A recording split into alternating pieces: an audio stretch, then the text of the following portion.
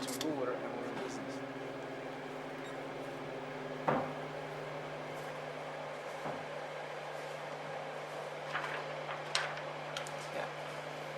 This project is intended to bring material like this to the web so that researchers and students from around the world can take advantage of it. They'll actually be able to take these fragments and recombine them electronically so that as they go on in their studies and offer new insights and new commentaries, they'll have the oldest written texts we have of many of these materials in front of them on the screen. These manuscripts are all from something called the Cairo Geniza. The synagogue in Cairo collected materials, worn out sacred scrolls, letters, commentaries over the course of 1,000 years, from 900 to 1900. And in that great storehouse, in the end of the 19th century, this discovery led to a rediscovery, really, of over 200,000 documents. Many of them, the earliest record we have of Talmud, of biblical texts, of commentaries, many of them unique, works we didn't know about before. Some of them actual handwritten letters, either by Maimonides or by Maimonides' son. So this represents some of the most important part of the history of the development of Torah and Talmud in the Middle Ages. The oldest of these manuscripts come from about the year 900. Most of them are from between 1,000 and 1,200, and then a smaller number continue over the course of the following many centuries. Under ordinary circumstances, when a sacred scroll or holy book has worn out, it's put in a temporary storage house called a geniza, and after enough material is accumulated there, it's brought to be buried. That's considered to be the proper way to bury sacred scrolls. What's unusual about this collection is that the Jewish community in Cairo continued for 1,000 years to collect their scrolls there, and they never sent them for burial. And so when rediscovered just before 1900, it included this record of fully 10 centuries. There are records of biblical texts, there are Talmudic texts, Mishnah and Talmud, there are early commentaries, and much of the material actually is the record of day-to-day life, either as Jews addressed questions to the local rabbinic authorities, or even business documents, since Jews during that period wrote in an Arabic, which was written in Hebrew letters. Because of the Hebrew letters, they kept them in this collection, and we still have those letters to this day.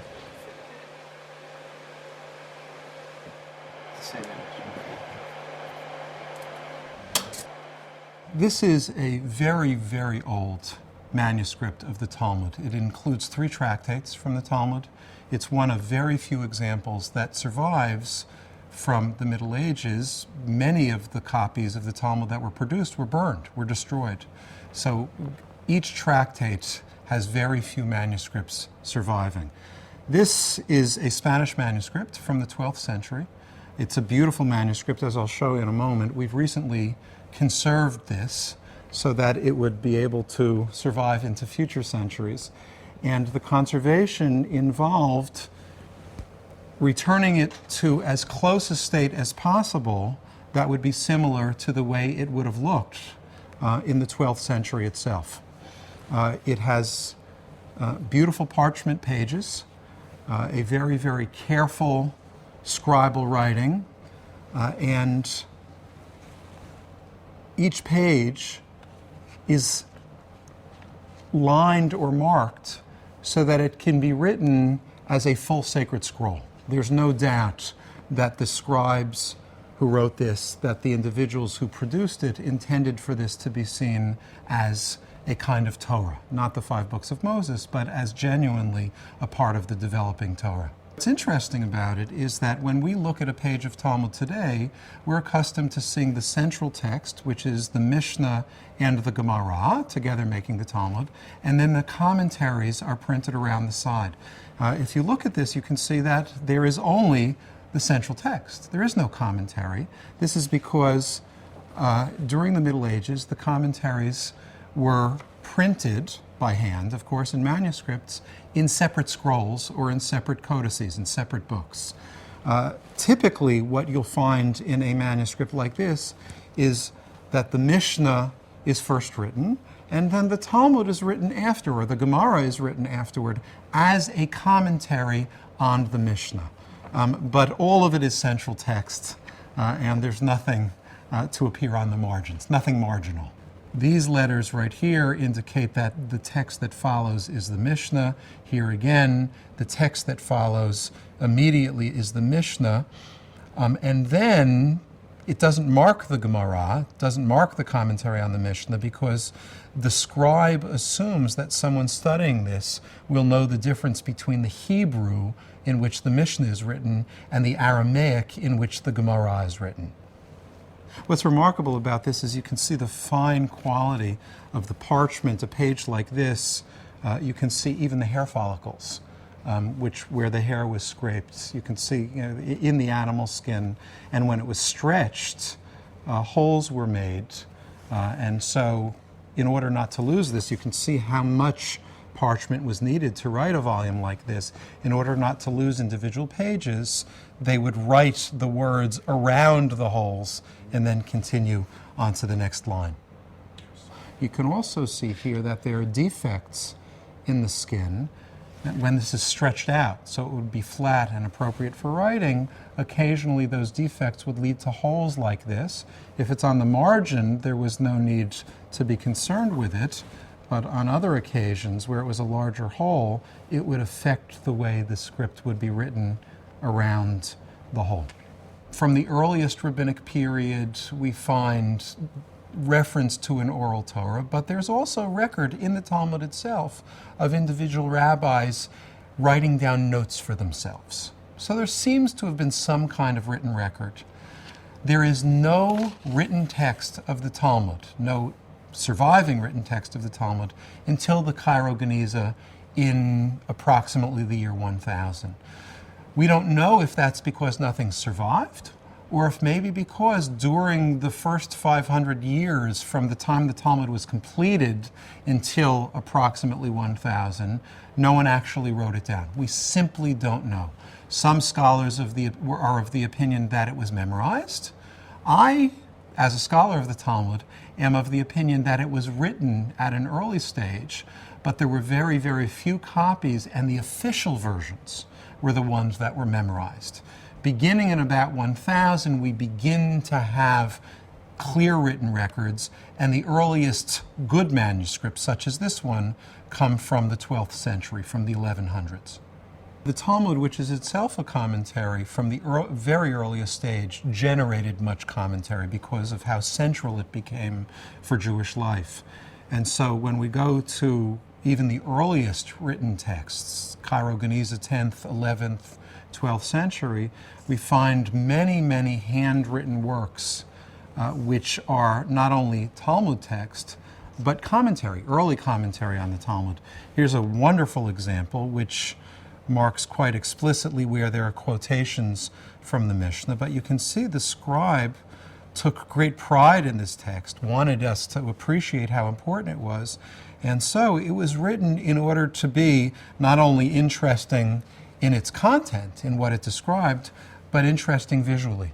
On each side of these two pages, you can see it's intended to beautify the Torah that it comments upon. Well, the Talmud was written in Aramaic, or more properly, the Gemara was written in Aramaic, because Aramaic was the language of Jews who lived in the land which they continued to call Babylonia, which was already in that day called Iraq by others, the land between the rivers. Aramaic was the language that they spoke, not only Jews, but non-Jews. It was the general language. The Mishnah was written in Hebrew for reasons that are somewhat less clear. Some people are of the opinion that Hebrew was the language of Jews living in the land of Israel, which is where the Mishnah was produced in the year 200, more or less. But there are others who are of the opinion that actually Jews were not speaking much Hebrew. It's clear that Greek was one of their languages. it's clear that Aramaic actually, even in the land of Israel, was the first language that most Jews spoke. So it's possible that the Hebrew of the Mishnah represents a kind of literary language, that it served for the rabbinic community that wrote the Mishnah, sort of like Latin did for the church in the Middle Ages. Not the language for speech for most people, not for conversation, but the language in which to write what were considered to be sacred documents. Talmud was so important to Jews, not simply because it was the subject of study, but because in the Talmud we find the sources of most of what is called halakha. That is to say, the practices that Jews are obligated to perform, the law that applies to the conduct of the Jewish community. The first discussions of these matters are found in the Talmud, in the Mishnah and Gemara. After the Talmud was finished, it became necessary to decide what the law would be. The Talmud has many arguments, and very, very often it doesn't decide what the law will be, what the halakha will be. And so subsequent generations of rabbis had to decide the law. The first, probably, and best known decider of the law was Maimonides, who in the 12th century issued a comprehensive code of Jewish law called the Mishneh Torah. The next major and very, very important codification of halakha was this work we find here. It's called the Arba'a Turim, literally the four pillars. And in this, a rabbi in the 14th century, his name is Yechiel ben Asher, in four major areas of the law that applies to the everyday conduct of the life of the Jew, defines the law as it should be practiced. This was a very, very important codification, and as a consequence of that, when the printing press was first invented and books began to be printed, this book, the Torah, as it's known for short, was printed in several versions in the first few years of the printing press. This edition right here is actually a wonderful and very important edition because it was printed in 1493 in Constantinople. This is the new home for Jews who, till 1492, had lived in Spain when they were expelled by the government, and they had to find places elsewhere to resettle. An important part of this community resettled in Turkey and Constantinople, and the first thing they did was to set up a printing press and to produce for themselves this book of law which told them how to conduct their lives from day to day. The Torah becomes the foundation for the next great codification of halakha, of Jewish law, by Rabbi Yosef Karo, who was from a family that had been expelled from Spain in 1492 and settled in the land of Israel. His home was in Tzfat, Safed, in the land of Israel. And following precisely the same model as the Torah, the same organization, both in the four major sections and then in the subdivisions, he updated the law in an abbreviated version so that it would be very clear what the halakha should be. This became the law for the Spanish community, the Sephardic community, from the latter part of the 16th century onward. At the same time, because of the great influence of this work, a rabbi living in Poland by the name of Moses Isserles thought it important to add the differences between the Spanish custom, the Spanish halakha, and the halakha as it pertained to Jews living in Germany and adjacent lands. And at a very early stage, these were combined, one and then the other, and this became the Shulchan Aruch, the set table that would define Jewish practice for most Jews for the subsequent centuries. Well, it's important to emphasize that when we speak of the Talmud, people ordinarily mean one of two Talmuds. The Talmud is usually the Babylonian Talmud, which was the second Talmud. The first Talmud was the Talmud which was produced in the land of Israel, in the north, actually, in the Galilee, which is where the Jewish community was in the centuries following the destruction of the Jerusalem temple by the Romans in 70. But because Jerusalem was so important in the heart of Jews, this first Talmud was called the Yerushalmi, the Jerusalem Talmud. It's also called by some the Palestinian Talmud or the Talmud of the land of Israel. This Talmud was completed probably in the 5th century. It is a commentary on the Mishnah, just as the Babylonian Talmud will be. But it's very, very different. There are some teachings which are shared in the two Talmuds, but the nature of the commentary, whether or not there's a decision, precisely the direction it goes, is very, very different in the earlier, the Yerushalmi, than in the Babylonian Talmud. What's interesting is that when the Talmud was first printed, the Talmud was first printed in its whole, in its completion, by the Bomberg family in Venice, beginning in 1521, 1522. Shortly after the Talmud was completed, that is to say, after the Babylonian Talmud was completed, the printer realized that there was a second Talmud, and that it too should be printed. And so the Yerushalmi, the Jerusalem, was printed already in 1523 in a complete version, and it was therefore available to the Jewish community just as the Babylonian Talmud was, but it continued to be, relatively speaking, neglected because it was not the foundation for the halacha. Interestingly, in our own day, as Jews have returned to the land of Israel, as the state of Israel was born, and as large Jewish community began to thrive in the land of Israel, the question of the laws that pertain to the land, which the Babylonian Talmud has barely anything of, the Jerusalem Talmud has these laws spelled out in all of their detail, and so in our own day, students have come back to the Yerushalmi in order to study it in all of its detail. The first major move against the Talmud was in Paris in 1240, when the Talmud was gathered from around the French Jewish community and burned in a great conflagration in Paris.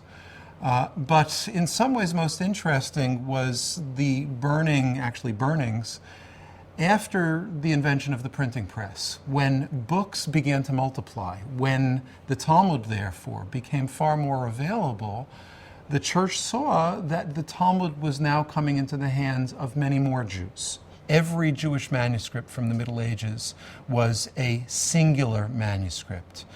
So all of a sudden, when books were printed and hundreds of copies produced, the church looked with a little bit of suspicion, and then when it recognized how many of these copies would come into so many hands, it began to act against Jewish books. The Talmud was the first to be burned, but later on, particularly in the 16th century, the mid to late 16th century, official church censors would act against each and every Hebrew book that was published and go through page by page and would cross out, using a heavy ink, any part of the printing which was considered to be objectionable.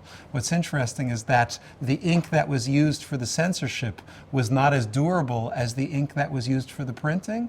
And so today, we still have some of these books. We can see exactly what the church objected to, and because the censor's ink has faded, it actually serves as a kind of highlighter. We can see precisely what the church didn't like, and our eyes are drawn to it immediately.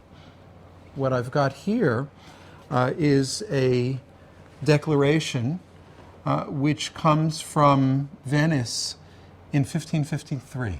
The date is the 21st of October, 1553. And this declares that the Talmud has been outlawed. It's called a blasphemous work. Anyone caught in possession of the Talmud after a certain short period of time can be thrown into jail. And those works that were gathered were burnt together, again in a grand bonfire, in order to eliminate what was considered to be this very dangerous work, from the community.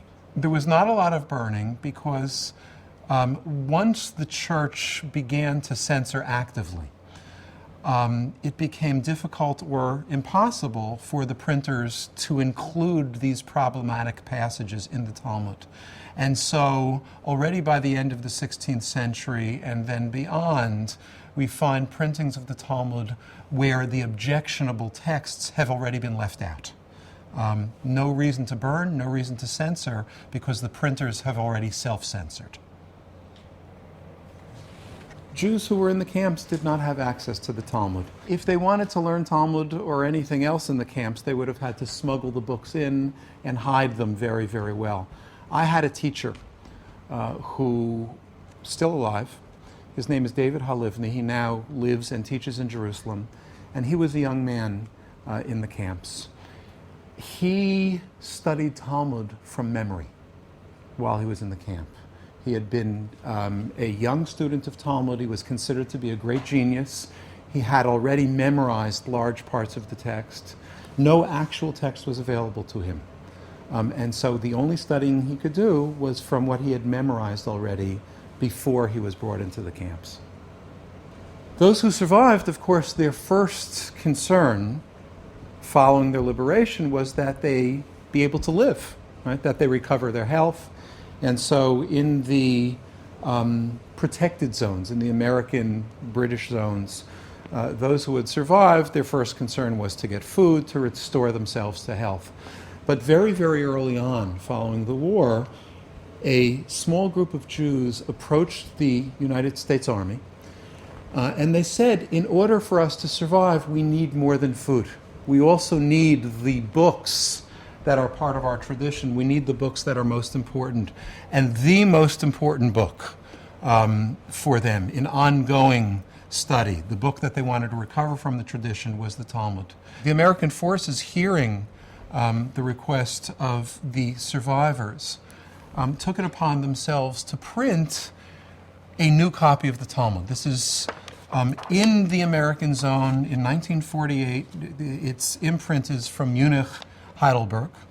And as you can see, I mean, the title page here is absolutely magnificent. What it represents is the land of Israel, that is to say the land of promise, but it also preserves here record of the experience of Jews in the camp. At the top, it's marked using a traditional phrase in Hebrew as indicating that the movement is from slavery to redemption, to freedom, and from darkness to great light. And then the illustration is marked quite explicitly at the bottom as indicating the work camp in Germany during the days of the Nazis. It's dedicated, both in English, then in a longer fashion in the Hebrew, to the forces who made this possible. So you can see in this dedication, this edition of the Talmud is dedicated to the United States Army. This army played a major role in the rescue of the Jewish people from total annihilation, and after the defeat of Hitler bore the major burden of sustaining the DPs of the Jewish faith. This special edition of the Talmud, published in the very land where, but a short time ago, everything Jewish and of Jewish inspiration was anathema, will remain a symbol of the indestructibility of the Torah. The Jewish DPs will never forget the generous impulses and the unprecedented humanitarianism of the American forces, to whom they owe so much.